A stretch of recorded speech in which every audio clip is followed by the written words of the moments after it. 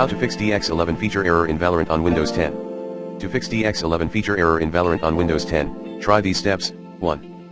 Uninstall Riot Vanguard via Windows 10 settings or control panel. 2.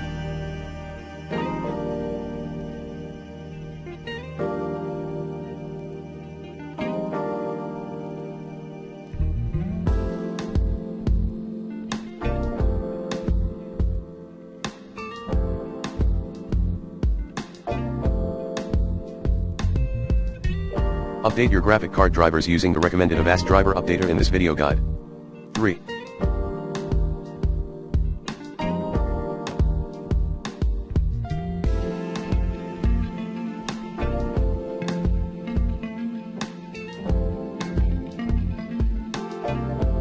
Restart your computer.